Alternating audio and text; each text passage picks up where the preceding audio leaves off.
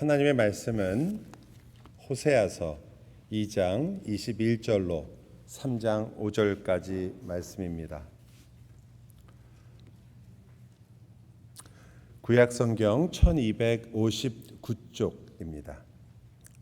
1259쪽 호세아 2장 21절로 3장 5절 말씀입니다. 하나님의 말씀에 우리 모두 다 귀를 기울이시기 바랍니다. 여호와께서 이르시되 그날에 내가 응답하리라. 나는 하늘에 응답하고 하늘은 땅에 응답하고 땅은 곡식과 포도주와 기름에 응답하고 또 이것들은 이스라엘에 응답하리라. 내가 나를 위하여 그를 이 땅에 심고 긍휼히 여김을 받지 못하였던 자를 긍휼히 여기며 내 백성 아니었던 자에게 향하여 이르기를 너는 내 백성이라 하리니 그들은 이르기를 주는 내 하나님이시라 하리라 하시니라. 여호와께서 내게 이르시되 이스라엘 자손이 다른 신을 섬기고 건포도 과자를 즐길지라도 여호와가 그들을 사랑하나니 너는 또 가서 타인의 사랑을 받아 음녀가 된 그 여자를 사랑하라 하시기로 내가 은 15개와 보리 한 호멜 반으로 나를 위하여 그를 사고 그에게 이르기를 너는 많은 날 동안 나와 함께 지내고 음행하지 말며 다른 남자를 따르지 말라. 나도 내게 그리하리라 하였노라.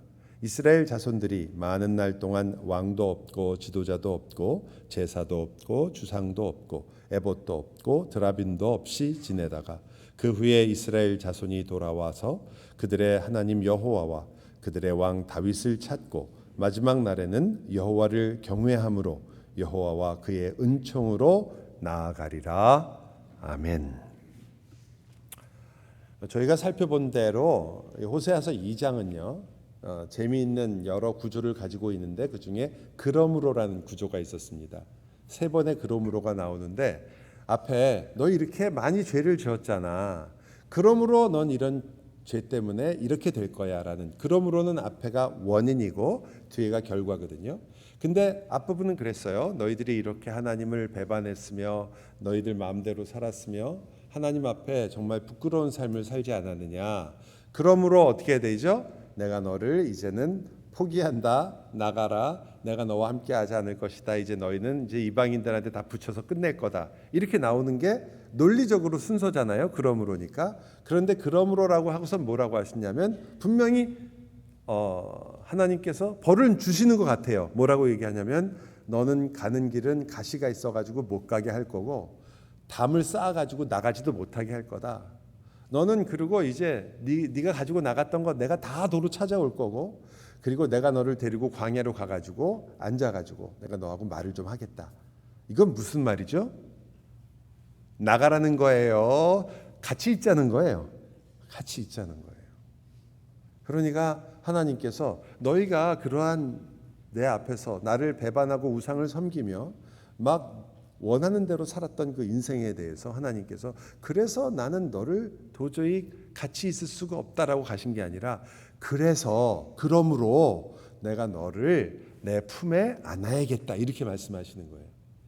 이걸 우리가 복음이라고 얘기하는 거죠. 이게 하나님이 어떤 분이신가를 알게 만드는 그런 내용입니다.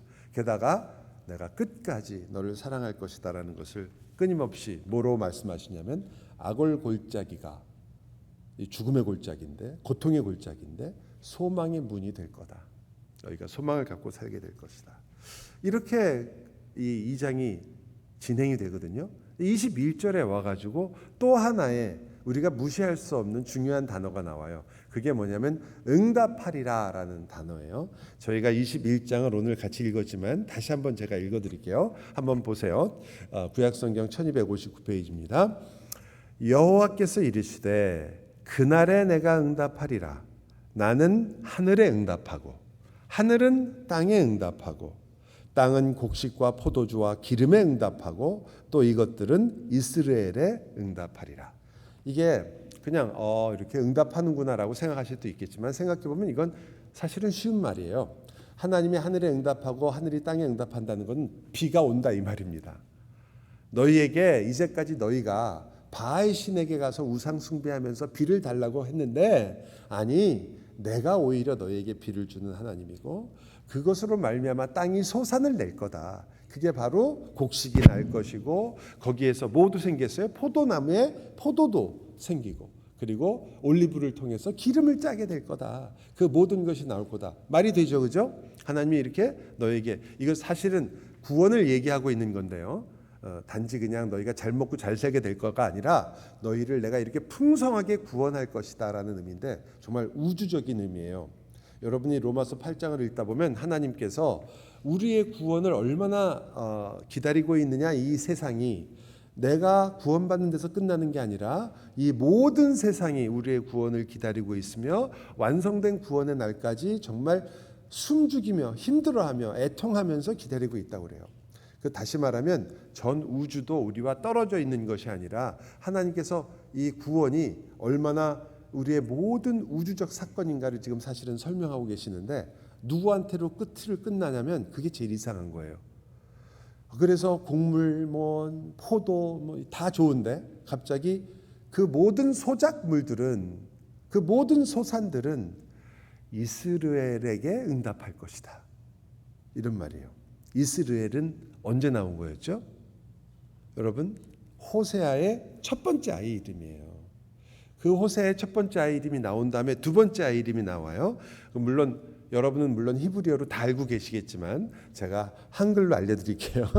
긍휼히 여김을 받지 못한 자가 둘째 아이의 이름이에요. 딸이죠.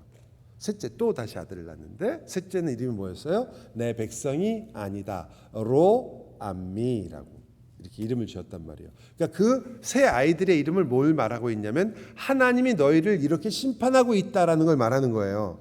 무엇으로부터 시작했다고요? 첫째 아이가 이스라엘로부터. 왜냐하면 이스라엘은 누구랑 관련이 있었어요? 이스라엘 뭐랑 관련이 있었어요? 나봇의 포도원. 나봇의 포도원을 뺏은 사람의 이름은 아합. 너무 걱정하지 마세요. 제가 항상 얘기하지만 저 천국에는 성경 퀴즈가 없네. 천국 가서 예수님이 여러분한테 이거 아는지 모르는지 안 물어보니까 여기서만 그래도 목사가 여러분한테 조금 더 알고 있다는 걸 자랑할 기회가 있어야 될 거 아니에요. 그게 지금 하는 거예요. 자, 그래서 그 나봇의 포도원을 뺏은 사람이 아합이에요. 그 아합 왕조를 사실상 뒤집어 엎은 사람이 에웃이에요. 그 에웃에게 하나님께서 아합 왕조를 뒤집어 엎어서 다 죽이라고 한 그 장소가 이스라엘이에요. 그러니까 이스라엘은 피의 수천이 있던 곳이라는 뜻이죠. 근데 그 피가 흐르는 곳에 하나님의 지금 회복이 거기서 일어나서 거기까지 이르를 것이다 얘기하는 거죠. 처음엔 어떤 곳이었어요? 심판이 시작됐던 이스라엘이 뭘로 끝나는 거예요? 회복으로 끝난다는 걸 지금 이야기하고 있는 거예요. 이 놀라운 이야기잖아요. 같은 곳인데 그곳에서 하나님께서 일을 이루실 것이다. 이것은 실제로 이스라엘이라는 단어가 흩어진다는 그런 것을 의미하고 있고 동시에 여러분이 좋은 성경을 가지고 계시면 요 22장 읽다가 뒤에 가서 이스라엘 옆에 6이라고 써 있어요. 6. 6이 써 있지 않은 성경은 여러분 갖고 다니지 마세요. 6이 써 있어야 돼요. 그러면 그게 뭐라고 나와 있는지 혹시 읽으실 분 있으면 읽어 주실래요? 뭐라고 나와 있어요? 6이. 조금 크게 얘기해 주세요. 안 나왔어요? 뭐라고요? 심으심. 그러니까 이게 흩어지다라는 의미도 있지만 심다라는 의미도 있다는 뜻이거든요. 그러니까 어떻게 된 거냐면 너희를 전부 흩어버릴 것이다. 어떻게? 너희가 심판을 받고 다 포로로 잡혀갈 것이다. 그러나 내가 너희를 다시 부르고 그리고 너희를 다시 심을 것이다. 심는다는 말은 어떻게 본다면 죽었는데 다시 새롭게 시작한다는 뜻이에요. 이걸 부활이라고 하는 거죠. 즉 구원의 역사를 지금 이야기하는데 단순히 너희를 죄에서 구하리라 이게 끝이 아니고 너희를 내가 심어 다시 자라게 하여서 뭘 맺게 하리라? 열매를 맺게 할 것이다. 이 구원에 뚜렷한 목적이 있는 거예요. 우리는 대개 천국 가는 것이 목적이라고 쉽게 이야기하지만 천국 간다는 말의 진짜 의미는 너희로 하여금 하나님의 형상으로 너희가 지음을 받았는데 그 형상을 온전하게 회복하며 그래서 너희가 그 온전한 회복된 모습으로 너희가 이제 하나님의 자녀로 영생을 누리게 될 것이다. 그러니까 여러분과 저는 누구의 모습으로 변화하는 거예요. 그렇죠. 그걸 예수 그리스도의 장성한 분량에 이른다 이렇게 얘기하는 거예요. 하나님이 여러분을 그냥 건져내 가지고 너 이제 세상에서 살다가 이제 천국 가서 보자 이게 아니라 여러분은 그때부터 심기워졌어요. 심기워져서 자라게 된 거죠. 그리고 열매를 맺을 때까지 하나님께서 여러분을 인도하고 붙들고 끝까지 가시겠다라는 것이, 여러분은 다 그래 그럼 이 땅에서 나가 열매 맺을 때까지 가는 거야? 그 말이 아니에요. 하나님께서 여러분을 하나님의 형상으로 온전히 회복하는 것은 주님을 만나는 날이 될 거예요. 그러나 그 기간 동안에 여러분은 그 하나님의 훈련장 속에 들어가게 됐다는 것을, 내가 왜 신앙생활이라는 걸 왜 하는지, 왜 나는 이럴 줄 알았으면 내가 마음대로 그냥 재밌게 살다가 하고 싶은 거 다 하다가 마지막에 침대에서 나 예수 믿어 그러고 죽을 걸, 이거 뭐 예수 너무 일찍 믿어가지고 하지 못하는 것도 많아. 뭐 교회 가면 뭐 이것도 하지 말래. 그리고 미워 죽겠는데 사랑하래. 이런 게 왜 이렇게 많을까? 그런데 왜 하나님은 그렇게 하실까? 왜 우리를 부르실까? 왜 불러서 이렇게 살게 하실까? 이 세상이 쉽지 않은데 왜 이곳에서 우리로 하여금 하나님의 뜻대로 살라고 말씀하실까라는 것을 지금 사실은 설명하고 있는 거죠. 여러분은 이제 심기워졌어요. 그래서 열매를 맺는 데까지 가게 될 것입니다. 그것이 오늘 이제 첫 번째 부분의 중요한 부분이에요. 오늘 세 덩어리가 있는데요. 그 첫 덩어리는 바로 이 이스라엘이라는 것을 통해서 하나님께서 저주와 심판으로 시작하셨던 같은 곳에서 오히려 우리를 회복시키시고 부활시키신다는 하나님의 역사가 거기서 같이 일어난다는 것을 여러분이 보면서 주님께서는 단지 너 집 밖으로 못 나가 머리 깎아버릴 거야 이게 아니라 넌 이제부터 나의 사랑하는 딸로서 계속해서 자라게 될 것이다. 너를 깨끗하게 할 것이며 너를 순결한 신부가 되게 할 것이고 너는 나와 함께 영원히 나의 신부로 살게 될 것이다. 내가 내게 장가들어 영원히 살 것이다. 이게 나오는 거죠. 그래서 정말 상상할 수 없는 놀라운 약속을 우리가 갖게 된 겁니다. 루하마, 긍휼과 사랑을 입을 수 없는 자리에 있던 우리가 어떻게 됐어요? 루하마가 됐어요. 로를 띄었어요. 드디어 긍휼과 사랑을 받는 자가 된 거예요. 하나님의 백성이라는 이름을 들을 수가 없었던 우리가 하나님의 백성이 됐습니다. 그래서 이것이 여러분이 그저 그런 일이 있었구나라고 생각하시는 게 아니라 이게 여러분이 바로 누리는 놀라운 영광과 구원의 기쁨이거든요. 여러분이 혹시 지금 이 자리에 오셨을 때 나는 정말 모든 것을 잃은 자처럼 생각되실 때가 그런 분이 있을 수 있죠. 절망할 수 있습니다. 혹은 어떤 때는 너무 똑같은 생활에 지쳐서 힘을 잃고 그리고 적어도 내 인생에 과연 기쁨이라는 게 있는 것인가? 기쁨이 사라져가는 인생을 보면서 나는 이렇게 해를 거듭할수록 결국은 누구나 결국은 나이를 들게 되고 힘을 잃게 되고 이렇게 시간이 지나다 보면 결국 이렇게 내 인생은 이렇게 마치는 것인가? 라는 생각도 하게 되죠.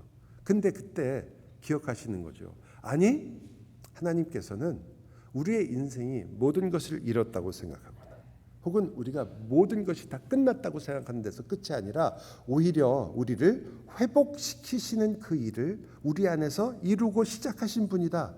그래서 더글라스 스튜어드라는 이분이 뭐라고 이야기를 했냐면 이 구절은 사실은 응답하리라는 말이 노래한다는 말도 되거든요.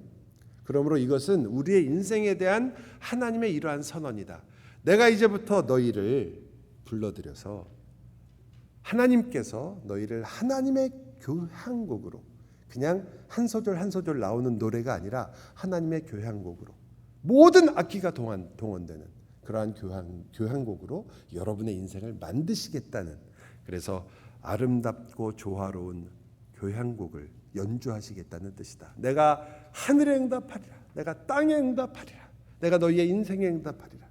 여러분 어떤 경우에 우리는 그저 나는 트럼펫인가? 나는 찢어져 버린 북인가?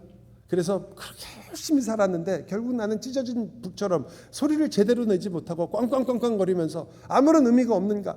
나는 고장난 트럼펫인가? 아니면 나는 겨우 줄 하나 끊어진 바이올린인가? 왜 나의 인생에서는 이렇게 아름다운 선율이 나지 않는 것인가라고 우리가 우리 인생을 하나씩 뜯어서 내 인생은 바이올린이야, 내 인생은 트럼펫이야, 내 인생은 찢어진 북이야 라고 생각하는 우리들에게 하나님이 아니, 그 모든 악기가 비록 불완전해 보이며 연약해 보이며 그것들이 소리를 제대로 낼까라고 생각되지만 그 악기 하나하나에 심지어는 불협화음처럼 보이는 그 악기들조차도 내가 그 모든 것을 지휘해서 교향곡으로 만들어내는 것이 너의 인생이라고 얘기하는 거죠. 우리는 한 가지 악기가 아니에요. 여러분의 인생은 수많은 악기가 함께 어우러져서 소리를 내고야만 하는 곳이에요. 물론 그 소리, 그 곡을 우리가 다 이해할 수 없을 때가 많을 거예요. 저도 예전에 디즈니에서 디즈니 콘서트홀에서 현대 음악을 하는 데를 한번 간 적이 있거든요. 현대 음악을 2시간 동안 들었는데 한 가지만 확실하게 알았어요. 나는 현대 음악을 이해하지 못하는구나. 그것만 알았어요. 하지만 거기 있던 분들은 막 박수를 치고 대단하고, 여러분도 잘 아시는 그 곡 있잖아요. 한동안 아무것도 안 하는 거. 그 유명한 그 교향곡인가 어느 곡 중에 하나는 지휘자가 있고 악기가 있는데 소리를 하나도 안 내고 가만히 있는 거 있어요. 그 제가 저런 거라면 나도 하겠다. 그러나 그거를 들었던 많은 분들은 오히려 그 혼잡한 음악들 속에서 자기가 평안을 누리고 그리고 무언가 느꼈다라고 얘기하니까 뭐 할 말이 없는 거죠. 근데 여러분, 어떻게 보면 우리가 알고 있는 모차르트나 혹은 슈베르트나 혹은 베토벤이 만든 그런 화성학의 정점에 도달하는 그러한 악보는 아닐지 몰라요. 그러나 명곡인 건 분명해요. 우리의 악기들이 비록 부족하고 연약하고 우리 인생들이 구멍이 났을지 모르지만 하나님께서는 그것을 가지고 교향곡, 아름다운 노래를 만드시더라. 내가 너희에게 응답하리라. 내가 너희를 나의 노래로 만들 것이다. 이 하늘의 음악이 되었다는 이 표현을 2장에 나오는, 마지막에 나오는 응답하리라는 이 표현을 받아서 3장에서 구체적으로 그 내용을 설명합니다. 그게 두 번째 덩어리의 중요한 부분이에요. 어떻게 우리가 그렇게 찢어졌는데, 어떻게 우리가 그렇게 낡았는데, 어떻게 줄이 끊어졌는데, 어떻게 그런 아름다운 음악이 나올까? 그 이유는 바로 하나님께서 우리를 소유하시고 하나님이 나라는 악기의 주인이시며 그것을 고치시기 때문입니다. 자, 그것을 우리가 한번 2절을 통해서 볼게요. 3장 2절이에요. 한번 같이 읽도록 하겠습니다. 3장 2절 시작. 내가 은 15개와 보리 한 호멜 반으로 나를 위하여 그를 샀다. 여러분, 고멜이 지금 어떤 상황인지를 보여주는 거예요. 고멜을 사러 호세아가 간 겁니다. 어디를 간 거냐? 노예 시장인 거예요. 노예가 되는 것은 전쟁터에서 포로로 끌려갔을 때 노예가 됩니다. 또 하나는 빚을 엄청나게 져서 그래서 팔려가서 노예가 되는 거죠. 아마 후자일 거예요. 지금 여러분, 노예가 됐다는 말은 로마 시대의 노예라고 생각하시면 안 돼요. 로마 시대의 노예들은 가정교사도 있고 또 어떤 때는 자유인이 돼가지고 꽤 높은 직위까지 올라간 노예들도 있습니다. 그러나 고대 근동사회의 노예는 진짜 여러분이 생각하는 노예보다 더 비참한 노예들이에요. 그래서 이들은 노예 시장에 가서 판다는 그 사실 자체가 그때부터는 물건이에요. 그래서 발가벗겨져 가지고 그때부터 전부 경매를 하는 거예요. 사람으로 취급하지 않죠. 그런 일이 지금 이 고멜에게 벌어지는 것이고 호세아는 그 여인을 사러 가는 거죠. 값을 주고 샀다는 것. 여러분, 이것이 바로 두 번째 덩어리의 제목이에요. 첫 번째가 이스라엘을 통해서 하나님께서 거기까지 응답하시고 회복하고 부활시키는 거였다면 그 내용에는 바로 이것이 있었던 거죠. 구속, 대속, 속량이라고 말하는 내가 너를 위하여 값을 지불했다. 자, 지금 경매가 벌어졌다고 생각해 보세요. 맨 처음에 어떤 사람이 은 한 냥, 어떤 사람이 아니 난 2냥 이렇게 점점 올라갔겠죠. 결국 호세아가 크게 칩니다. 은 15냥. 그러니까 조용해졌어요. 제가 그냥 상상하는 거예요. 드라마로. 그랬더니 한 사람이 있다가 은 한 15냥에다가 보리 한 호멜 조금 더 하겠다는 거 아니에요. 그랬더니 호세아가 아마 그래서 그렇게 했을 것 같아요. 아니 거기다 한 호멜 반. 그래서 낙찰됐어요. 물론 그 과정은 어떻게 되는지 저희가 정확하게 모르지만 한 가지 확실한 게 있습니다. 뭐냐면 가장 최고의 가격이에요. 그 고멜을 사는데 거기 있던 모든 사람들의 최고의 가격을 고멜에게 지불해야 고멜을 데려올 수 있습니다. 즉 값을 지불하는 정도가 아니라 최고의 가격을 지불해야 돼요. 지금 하나님께서 고멜을 통해서 이스라엘을 내가 사왔다는 걸 이야기하시는 것이고 내가 그렇게 이스라엘을 구했다는 걸 얘기하는데 어떤 값을 치르셨을까요? 최고의 가격을 치르신 거예요. 그 최고의 가격이 무엇인가를 우리들은 알고 있습니다. 그것은 다름 아닌 예수 그리스도의 피인 거죠. 베드로전서 1장은 그래서 이렇게 이야기합니다. 너희가 알거니와 너희 조상이 물려준 헛된 행실에서 대속함을 받은 것은 헛된 행실로 죄에 빠져 있는 너희들을 대신 속함을 받은 것은 은이나 금같이 없어질 것으로 대신 돈을 낸 것이 아니라 오직 흠없고 점없는 어린 양 같은 그리스도의 보배로운 피로 된 것이다. 가장 최고의 가격을 지불하게 된 것이다. 여러분과 제가 예수 그리스도와 십자가와 하나님의 구원의 사역에 대해서 많이 들었고 우리가 그것으로 구원받았다는 것을 알기 때문에 우리는 어쩌면 이 사실을 당연한 것처럼 받아들여서 놀라지 않으실지 모르겠지만 여러분과 저는 최고의 가격을 받을 수 있는 종이 아닙니다. 여러분과 저는 상처투성이고요. 여러분의 과거와 여러분의 현재를 다 더해도 우리는 그러한 값어치가 있는 사람들이 아니었습니다. 우리는 그저 평범한 일반적인 노예예요. 그저 은 한 양이면 살 수 있는 노예였을지도 몰라요. 그런데 우리를 그 모든 것으로부터 빼오기 위해서 최고의 가격을 하나님이 지불하시는 거예요. 그 말은 무슨 뜻인지 아세요? 여러분을 하나님은 최고의 가격으로 쳐주신다는 거잖아요. 여러분이 얼마짜리라는 거예요? 은이나 금으로 여러분을 산 것이 아니라 예수 그리스도의 피로 사셨다. 여러분 얼마짜리요? 예수님짜리예요. 여러분이 하나님의 눈에 하나님이 여러분을 위해서 주신 것에는 그 지불한 돈은 예수 그리스도라는 뜻이거든요. 여러분을 거기서 건져 오신 거죠. 정말 고멜이 얼마나 비참했는가를 우리는 상상으로도 충분히 알 수 있지만 앞으로 계속해서 나올 거예요. 그녀가 얼마나 비참 속에 있고 비참에 있었는지. 그저 쾌락을 위해서 떠났던 그 자리였을지 모르지만 결국은 죽음과 같은 노예의 자리가 됐죠. 그래서 그 인생이 빚진 자가 돼버렸고 노예로서 평생을 그 안에서 살 수밖에 없었고 결국 죽을 수밖에 없었던 그런 상황이었습니다. 근데 왜 그렇게 값을 다 주고 아니 최고의 가격을 주고 그 고멜을 데려와야 될까요? 호세의 입장에서는 자기가 별말을 다 했잖아요. 우리 2장에서 뭐라고 그랬어요? 길을 가시로 막았어요. 담을 쌓아서 못 나가게 했어요. 그래도 나간 거 아니에요. 나가갖고 거기서 행복해진 게 아니라 거기서 모든 걸 잃어버리고 심지어 노예가 돼가지고 지금 발가벗겨져서 팔리게 생겼어요. 근데 그 여인을 내가 왜 데려가야 되냐? 하나님이 1절에서 그 이유를 말하시거든요. 1절을 보면 기가 막히죠. 여호와께서 내게 이르시되 이스라엘 자손이 다른 신을 섬기고 건포도 과자를 즐길지라도 여호와가 그들을 사랑하나니 너는 또 가서 타인의 사랑을 받아 음녀가 된 그 여자를 사랑하라. 사랑하기 위해서 내가 이스라엘을 사랑했으니 너도 그녀를 사랑하여 데리고 오라는 거예요.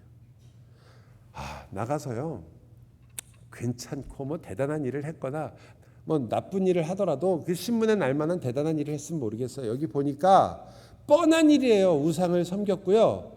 더 놀라운 건 뭐예요? 건포도 과자를 즐기거니와. 저는 이거 읽다가 너무 웃어가지고 아니 나가서 지은 죄가 건포도 과자를 즐긴 거예요. 겨우. 이것과 아주 유사한 표현이 언제 나오는지 아세요? 여러분이 잘 아시는 탕자의 비유에 나와요. 탕자의 비유에 아들이 그 큰 아들이 아버지한테 불평하는 거예요. 아버지, 저는 아버지의 명을 어긴 적이 없고 온 힘을 다해서 아버지의 집을 위해서 일했는데 나를 위해서는 염소 새끼 하나도 잡아준 적이 없거늘 너무 아무것도 아닌 것도 안 해준 적이 없다는 거죠. 근데 지금 보니까 건포도 과자 하나요. 물론 건포도 과자는요 상류층이 먹는 간식이에요. 이 기록은 이집트에 즉 애굽에 자주 나오는 기록이고 벽화에도 있는 건데 포도를 따서 완전히 말려가지고 그것을 틀에 넣어가지고 압축을 해서 만드는 거예요. 그래서 그것을 떡처럼 만들기 때문에 성경에는 건포도 떡이라고도 나오고 백설기 아니에요. 백설기에다 건포도 조금 달린 거 그거 아니고 건포도로 만든 떡이에요. 그리고 건포도 과자예요. 건포도로 말려가지고 그래서 어디서든지 먹을 수 있고 상하지 않도록 만든 거죠. 그런데 이게 굉장히 고급 간식이기 때문에 상류층만 먹었던 것 같아요. 그래서 그 여인이 지금 고멜이 나가서 그거 먹겠다고 나간 거라 이 뜻이에요. 허무하기 이를 데 없는 거죠. 여러분, 첫째는 당연한 거죠. 이거는 세상을 사랑하는 모습을 보여주는 거죠. 눈에 보이는 것들을 쫓아간 겁니다. 그러나 또 한 걸음만 더 나가보면 자기 자신을 무엇으로 재고 있냐면 내가 무엇을 먹고 무엇을 가지고 있고 내가 어떻게 살고 있느냐에 따라서 나라는 인간이 누군가를 결정하고 있는 거예요. 눈에 보이는 걸로. 여러분 이렇게 본다면 우리도 이 이스라엘이나 고멜과 거의 다르지 않다는 걸 금방 알 수 있을 거예요. 사라지는 것들이거든요. 아무것도 아닌 것들이에요. 그러나 그것들로 내가 누군가를 나는 지금 건포도 과자를 먹는 사람이라 이거죠. 내가 누구냐? 나 이런 사람이다. 뭐 그게 여러 가지로 다 드러나잖아요. 우리가 누구한테 얘기할 때 유명한 사람이 나오면 그 사람 나 아는 사람이야. 왜 그렇게 얘기하죠? 뭐 자기랑 무슨 상관이 있어요? 아는 사람이라는 게 대단한 것도 아닌데 하지만 그 얘기를 안 하고는 못 견뎌요. 입이 간지러워서. 나 이 사람하고 아는 사람이라고. 심지어는 뭐 탤런트 한 명 아는 것도 탤런트 이름 되잖아요. 유명한 사람이라고. 안다고. 왜? 그 말을 함으로써 나도 같은 급이 되니까 대우를 받는다고 생각하니까요. 그게 바로 우리가 왜 그렇게 열심히 돈을 벌고 왜 그렇게 많은 걸 가지려고 하냐? 아니요. 많은 사람들이 그저 욕심 때문에 나 돈 많이 가지고 나 세계에서 최고의 부자가 되겠어. 이것만은 아닌 거예요. 그리고 나는 돈이 있으면 얼마나 편하고 어려운 일이 없으니까 그러니까 이걸로 내가 살 수 있으니까 그것만은 아닐 때가 있어요. 많은 경우에 그것은 여러분 자신이 다르게 대우받기 때문이거든요. 있는 사람, 소유한 사람 앞에서 우리 모두가 어떻게 달라지는지를 우리가 너무나 잘 알기 때문입니다. 사람들, 특히 세상은요. 내가 무엇을 가지고 있느냐로 나를 판단합니다. 우리가 거기에 너무 익숙하기 때문에 우리는 당연하게 생각합니다. 한국 특히 우리들은 더 심하죠. 우리 한국 분들은 뭐든지 약간 비교 의식이 없으면 자기 자신을 찾지를 못하기 때문에 반드시 누군가 비교를 하고 싶어요. 어려서부터 경쟁 사회 속에서 너무 심하게 살아서 그게 어쩌면 몸에 배었을지도 모르겠어요. 그래서 비교를 하려고 합니다. 따라서 우리는 항상 우리말로 호구조사를 꼭 하잖아요. 당신이 몇 년생이냐. 일단 그래야 이제 말도 결정이 나고 그다음에 어느 직장에 다니냐. 미국 사람들끼리 만나면 거의 이루어지지 않는 대화를 우리는 당연하게 이야기합니다. 심지어는 연봉이 얼마냐도 물어보는 사람도 있어요. 야, 대단하죠. 그래야지 그 사람에게 내가 어떻게 대해야 될지가 결정이 나는 거예요. 당신이 옛날 과거에 어느 회사에서 어떤 직책이 있었느냐. 이것도 되게 중요해요. 그래야 그 사람은 그 대우를 받으니까요. 여러분, 그게 그 사람을 결정하는 내가 누군지를 이야기하는 거예요. 그리고 여러분도 지금 뭐 어떻게 생각하실지 모르지만 제가 누구십니까 하면 당장 나올 게 뭐 경주이시 3대선 뭐 이런 거 나올지 몰라요. 이런 것들이 왜 나오느냐? 우리는 우리 자신을 그것으로 설명하는 것이 아주 익숙할 뿐만 아니라 거의 뼛속 깊이 들어있거든요. 나라는 존재를 그렇게밖에 설명할 수 없으니까요. 그래서 여러분에게 다시 한번 물어보는 거예요. 그 모든 것이 다 없어졌을 때 여러분은 누구십니까? 여러분을 커버해 줄 수 있고 여러분을 장식해 줄 수 있고 여러분이 달 수 있는 그 훈장들 다 띄워버리고 여러분이 입을 수 있는 모든 걸 다 벗어버리고 그리고 아무것도 가지지 않고 아무것도 아닌 당신은 누구입니까? 참, 참 여러분 쉬운 일이 아니죠. 제가 이 설교 준비하면서 저도 생각해봤어요. 제가 전도사 때부터 시작하면 1981년부터 제가 전도사로 교회를 섬겼거든요. 그것부터 시작하면 지금 40년도 넘었어요. 그죠? 45년 정도 가까이 됐어요. 45년을 목회자로 살았어요. 그런데 제가 어디 가서 어떤 분하고 같이 이야기하다 보니까 그분이 저한테 목사님 헛목회 했네. 목사님 목회 그 아무것도 뭐 한 게 뭐 있냐? 도대체 무슨 인생 어떻게 살았냐? 그 말을 들으면 적어도 충격은 받을 것 같아요. 예, 집에 가서 생각하다가 아니다, 괜찮다 이렇게 생각할지 몰라도 그 말을 들을 땐 충격 받을 것 같아요. 여러분 아닌가요? 여러분이 평생을 살았던 직장이나 여러분이 평생 내가 전문가라고 생각했던 그 일을 무시당하고 부인당하면 그때 여러분 어떻겠어요? 충격을 안 받을 수가 없잖아요. 저만 욕하지 말고요. 예? 아, 목사님 그렇구나, 충격받는구나. 그리고 고개 끄덕거리지 마시고 여러분도 생각해 보세요. 그걸 저에게서 뺏어가고 뛰어갔을 때 그때 물어봤죠. 저도 난 누굴까?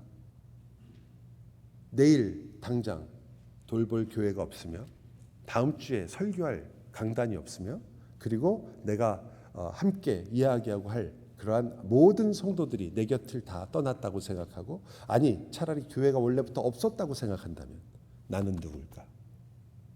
와, 저 자신을 설명하기가 몹시도 어렵더만요. 그 많은 세월을 그렇게 살았으니까 여러분은 어떠십니까? 여러분은 누굽니까? 그리고 그때 우리는 건포도 과자 하나씩 생각하지 않겠어요?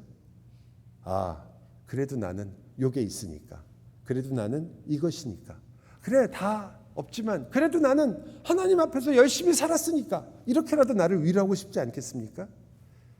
하나님 앞에 열심히 살았던 그 시간조차 사라진다면 어떡하실 거예요? 내가 예수 믿고 그렇게 열심히 내 인생을 하루하루라도 그렇게 열심히 드렸던 그리고 그것을 위해서 내가 살았던 그것조차도 없다면 어떡하실 거예요? 그럼 어떡하실 거예요? 그것도 벗겨낸다면 여러분 누구세요 도대체? 그러한 면에서 여러분과 저는 정말 우리가 살고 있는 이 어떤 것도 내 인생의 진짜 목적이 되기는 어려운 거죠. 나를 나타내는 방식이 그런 것들로 나를 다 설명하는 것은 어쩌면 상당히 위험한 일이고 만약 우리가 그러고 있다면 그 자기도 모르는 사이에 우리는 거기에 노예가 된 거나 마찬가지 아니겠어요? 솔직히 저는 40년 동안 건축업을 했습니다. 그것을 만약에 누군가에 부정당하고 당신이 한 일은 아무것도 없으며 당신이 지은 집은 다 무너졌고 당신이 설계했던 그 설계들은 다 이렇게 잘못된 것으로 다 판명이 났다. 당신은 도대체 뭘 한 거냐라고 여러분이 한 일 모두가 부정당한다면 여러분은 누구십니까? 참 어려운 그리고 우리 자신이 누군지를 모를 때 그때 우리는 절망밖에는 그리고 우리 자신에 대한 실망과 답답함밖에는 뭐가 남을까 생각을 하게 됩니다.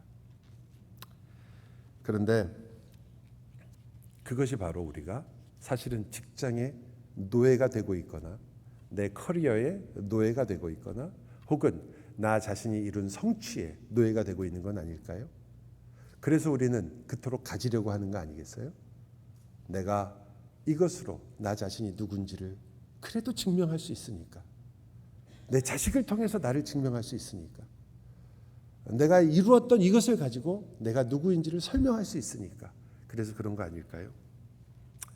여러분 다시 한번 이 본문으로 돌아간다면 본문에서 하나님께서는 여러분과 저에게 뭐라고 말씀을 하실까요? 아골 골짜기까지 내려가는 우리들에게 이스라엘의 자리까지 가고 있는 우리들에게 뭐라고 하실까요? 주님은 정말 그 우리가 고통을 받으며 내가 아무것도 아닌 것이 무엇인지를 모르실까요? 아니요. 오히려 주님은 너무 잘하시는 것 같아요. 주님은 정말로 발가벗겨졌고요.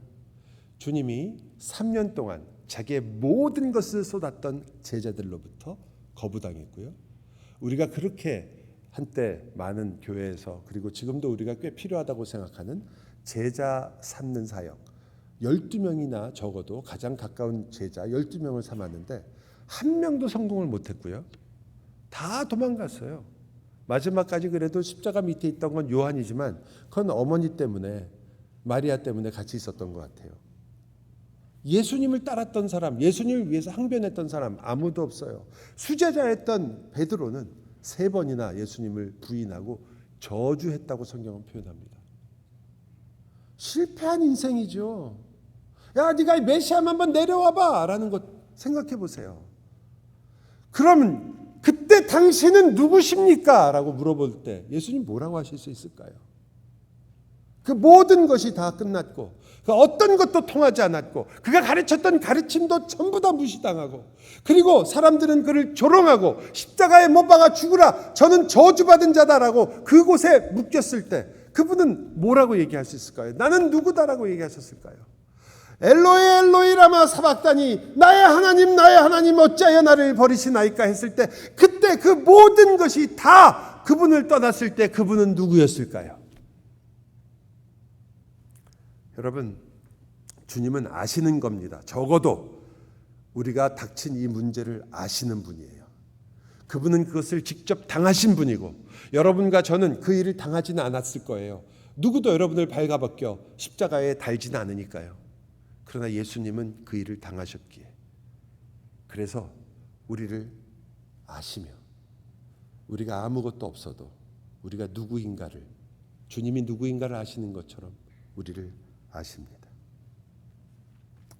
주님께서는 우리로 하여금 나는 여전히 그 모든 것이 사라지더라도 흔들리지 않는 것을 가지고 있는 자라는 것을 깨닫기를 당연히 바라시고요.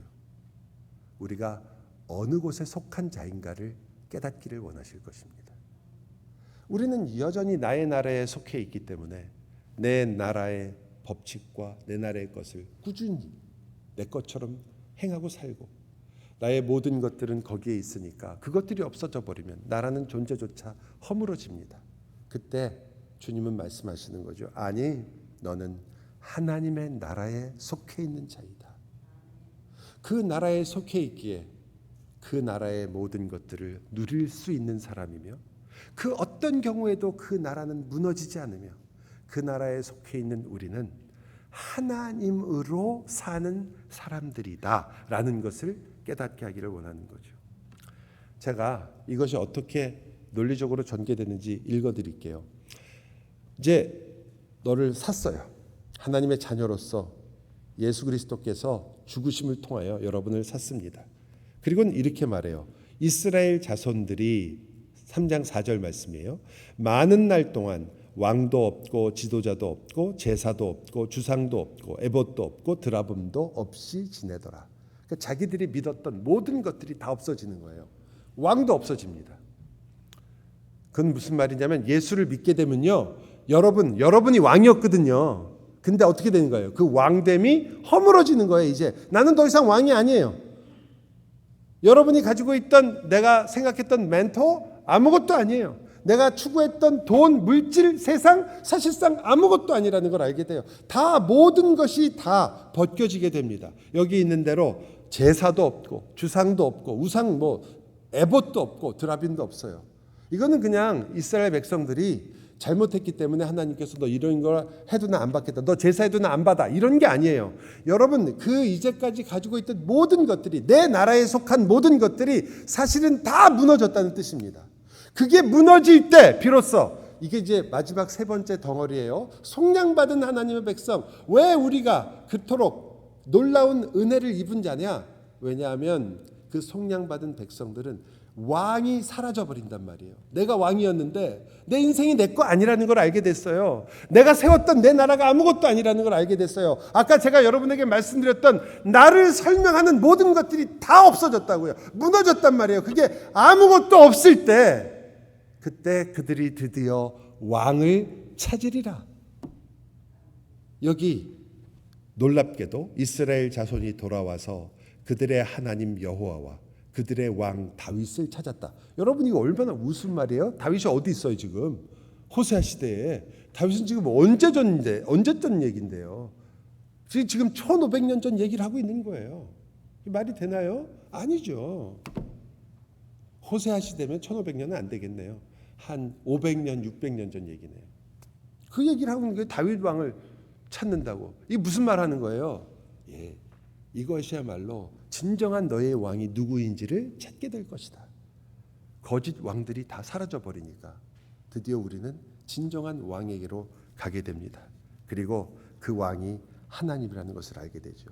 이것이 이스라엘 역사 속에서는 바벨론의 포로로 들어가는 것으로 보여집니다. 그래서 그곳에서 그들은 모든 것을 다 잃게 되죠. 그때 그들이 뭘 구하겠어요? 하나님을 찾게 됩니다. 하나님이 진짜 구원이셨군요.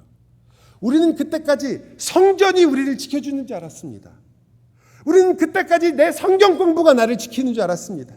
내가 외웠던 성경 암송 구절이 나를 지키는 줄 알았습니다. 내가 기도했던 그 기도가 나를 지키는 줄 알았습니다. 아니요, 그것도 다 잊어버릴 때가 있다고요. 여러분, 우리 모두가 다 그러지 않기를 원하지만 여러분의 기억력이 한순간에 없어질 때가 있다고요. 그때는 어쩌실 거예요? 내가 그토록 열심히 공부했던 그 수많은 책을 통해서 외우고 알았던 교리들 다 기억나지 않고 아무것도 모르면 어떻게 하실 거예요? 성경책을 줄줄 외웠던 그 여러분의 그 반짝이던 지성들이 한순간에 없어졌으면 그때 어떻게 하실 거예요? 여러분, 그때는 과연 우리들에게 성전이 있다, 우리들에게는 하나님이 있다, 우리에게는 제사가 있다, 우리에게는 양과 염소가 있다, 우리에게는 성경이 있다, 우리에게는 율법이 있다라고 얘기했던 그 모든 것들이 다 없어졌을 때, 그때 그들 모두를 지켜준 것이 뭐냐 말이죠. 그들을 죄인 되었을 때 붙잡으셨던 하나님 아닙니까? 우리가 잘하고 있어서, 여러분이 많이 알고 있어서 하나님이 여러분을 붙잡고 있는 것이 아니라, 아니 여러분이 하나님을 붙잡은 게 아니라 하나님께서 여러분을 죄인 되었을 때부터 사랑하신 그 하나님의 손길이 있었기 때문에 여러분은 지금 여기서 하나님께 예배할 수 있는 것이고, 나의 모든 것이 다 끝나는, 내가 생각했던 건강도 사라질 수 있습니다. 여러분이 생각하는 그 어떤 것들도 우리가 생각할 수 있고 눈에 보이는 것이라면 다 사라질 수 있습니다. 그것이 다 사라져도 절대 사라지지 않는 것, 하나님의 우리를 향한 변하지 않는 약속과 사랑, 여러분이 그걸 갖고 있는 사람들이라고요. 여러분이. 하나님께서는 이것을 우리의 인생 속에서 훈련하기를 원하십니다. 내가 생각하고 믿었던 모든 것들이 무너지는 것을 우리가 보게 될 것입니다. 의지했던 에봇도, 우상도, 드라빔도 더 이상 우리 힘이 아닌 거죠. 심지어는 성전도 우리의 힘이 아니었습니다. 이것을 깨닫고 이것을 경험하면서 진정한 왕을 알게 되고 진정한 왕을 배우게 되고, 그 왕을 알 때야 비로소 우리는 그때 내가 하나님 뜻에 순종한다는 것이 무슨 말이며, 하나님의 주권이 어떤 것이며, 하나님께서 우리를 어떻게 사랑하신 것이며, 왜 우리가 하나님을 왕이라고 불러야 하는 것인지를, 내가 왕이 아니라 하나님이 왕이라는 것을 깨닫게 됩니다. 더 이상 나 자신을 왕으로 세울 수가 없습니다. 진정한 왕을 찾아가게 됐으니까요. 더 이상 이 땅의 나라가 아니라 하나님의 나라에 살게 되었다는 것을 알게 되었기 때문입니다. 하나님 나라의 법이 나를 자유하게 하는 법이라는 것을 깨닫게 된 거죠. 그 전에 우리는 내가 만든 나라에서 내 뜻을 좇아서, 나의 기준을 좇아서, 혹은 세상의 기준을 가지고 내 인생을 그렇게 평가할 수밖에 없고 내 인생을 그렇게 살 수밖에 없어서 자유를 누릴 수가 없는 거죠. 세상의 법은 우리를 끊임없이 얽어매니까요. 나를 다른 사람과 비교하지 않고는 한순간도 나를 설명할 수가 없으며, 내가 가진 직장과 내가 버는 돈을 가지고 그것이 없다면 나는 한순간도 내가 누구인지를 설명할 방법이 없는 그러한 인생을 우리가 살고 있었는데, 그게 아니라 이제 우리는 성경에 의하면 나를 다스리는 분이 나를 사랑하는 아버지이시고, 그래서 나는 즐겁게 하나님 나라의 법을 사랑하게 되었고 기쁘게 아버지를 부르게 되었습니다. 성경은 이것을 이렇게 표현합니다. 너희가 사랑하는 것을 금지할 자가 없으며 너희가 자비와 친절을 베푸는 것을 누를 수 있는 법이 없으며 인내를 멈출 수 있는 방법이 없고 온유와 절제를 막을 법이 없다. 이게 자유입니다. 그 무엇도 여러분의 사랑을 막을 수 없으며 그 무엇도 여러분이 마음껏 드리는 친절과 감사와 격려를 막을 수가 없습니다. 여러분은 그 자유를 가지고 살게 되었습니다. 여러분은 그 자유의 백성이며 여러분은 하나님의 완전한 소유이고 하나님의 백성입니다. 부활에 참여한 여러분은 그리스도와 함께 왕노릇하며 이 온 우주를 함께 다스릴 그 자리에 갈 것이고 여러분은 이 세상이 다 없어지더라도 아무것도 남지 않더라도 여러분은 하나님 때문에 내가 누구인가를 설명할 수 있는 분들입니다. 나는 내 아버지의 아들이며 나는 이 온 우주의 주인의 소속이며 나는 그분의 것입니다. 이사야서를 제가 한번 읽은 것으로 말씀을 맺으려고 합니다. 야곱아, 너를 창조하신 여호와께서 지금 말씀하시느니라. 이스라엘아, 너를 지으시니가 말씀하시느니라. 너는 두려워하지 말라. 내가 너를 구속하였고 내가 너를 지명하여 불렀나니 너는 내 것이라. 내가 물 가운데로 지날 때에 내가 너와 함께 할 것이라. 강을 건널 때에 물이 너를 침몰하지 못할 것이며 내가 불 가운데 지날 때에 타지도 아니할 것이요 불꽃이 너를 사르지도 못하리니 나는 대저 나는 여호와 내 하나님이요 이스라엘의 거룩한 이요 내 구원자임이라. 너는 내 눈에 보배로우며 존귀하니 내가 너를 사랑하노라. 여러분의 응답은 무엇입니까? 주여, 나는 주를 사랑하는 주의 사랑을 입은 주님의 아들입니다. 나는 누구인가? 나는 그리스도로 말미암아 하나님의 아들과 딸이라.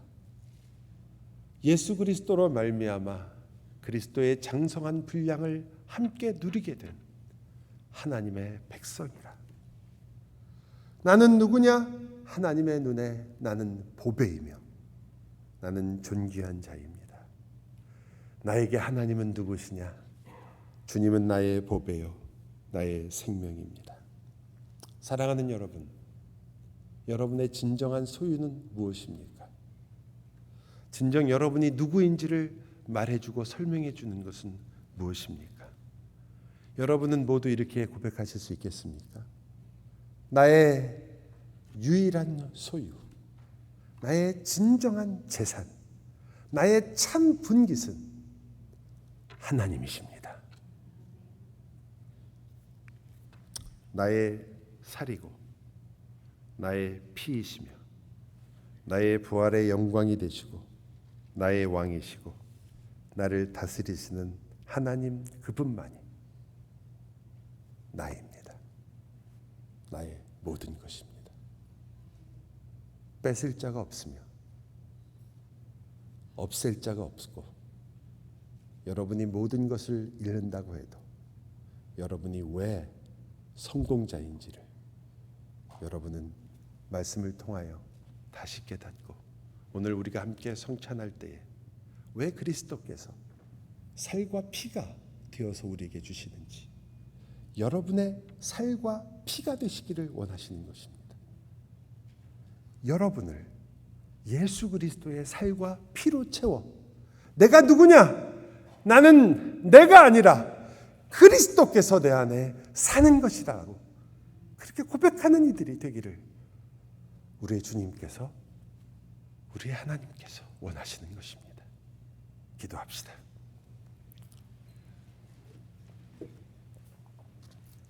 주님, 저희가 이제 주의 몸과 주의 피를 함께 받으려 합니다. 말할 것 없이 저희는 너무나 자주 잊어버립니다. 주님께서 내 살이요, 주님께서 내 피라는 것을. 주님께서는 그래서 우리의 살과 피가 되기를 원하셨죠. 왜냐하면 내가 누구인가를 알려주시고 싶으시니까요. 나는 내 살과 내 피가 아니라 그리스도의 살과 그리스도의 피입니다. 그러므로 우리가 이 주님의 살과 피를 먹을 때, 마실 때 우리가 그리스도의 제자임을 깨닫게 하시고 내 안에 그리스도께서 사신다는 것을 고백하게 하시며 나를 그 자리까지 부르신 아버지의 은혜를 진정 찬양하게 하여 주옵소서. 예수 그리스도의 이름으로 기도하옵나이다.